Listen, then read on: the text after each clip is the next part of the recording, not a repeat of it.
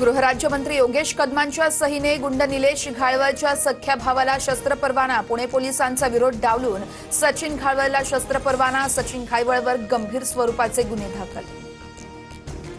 सुनावणीच्या दिवसापर्यंत सचिन घाळवळ विरोधात गुन्हे प्रलंबित नव्हते। शिक्षक व्यावसायिक सचिन घाळवळने माझ्याकडे अर्ज केला होता। शस्त्र परवाना प्रकरणावरून गृहमंत्री योगेश कदमांचं स्पष्टीकरण। शस्त्र परवान्यासाठी विशेष शिफारस देणं कितपत योग्य? सचिन घाळवळ प्रकरणामध्ये योगेश कदमांचा राजीनामा घ्यावा सोशमा अंधारेंची मागणी।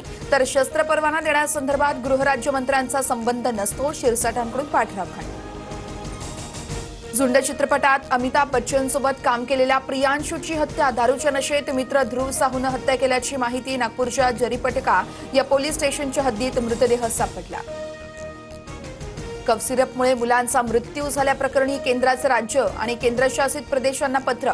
औषधं तयार करण्यापूर्वी प्रत्येक बॅचची चाचणी आवश्यक। केंद्रीय आवश्यक औषध मानक नियंत्रण संघटनेच्या स्पष्ट सूचना। मनपा निवडणुकीच्या पार्श्वभूमीवर पवारांच्या राष्ट्रवादीची 13 ऑक्टोबरला महत्त्वाची बैठक। प्रदेशाध्यक्ष शशिकांत शिंदेंच्या अध्यक्षतेखाली बैठकीचं आयोजन।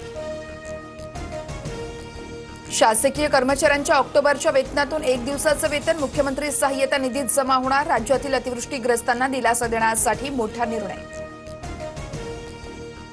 लाडक्या बहिणींसाठी सामाजिक न्याय विभागाचा 410 कोटींचा निधी वळवला। तर सामाजिक न्याय विभागांतर्गत लाभ घेणाऱ्यांना लाडकी बहीण योजनेचा लाभ मिळणार नाही। रिझर्व्ह बँकेकडून राज्यातील 4 सहकारी बँकांवर निर्बंध। बँकांना रिझर्व्ह बँकेच्या पूर्व परवानगीशिवाय कर्ज देण्यास मनाई। ठेवीदारांचा पैसा परत करण्यास बँक असमर्थ ठरल्यानं कारवाई।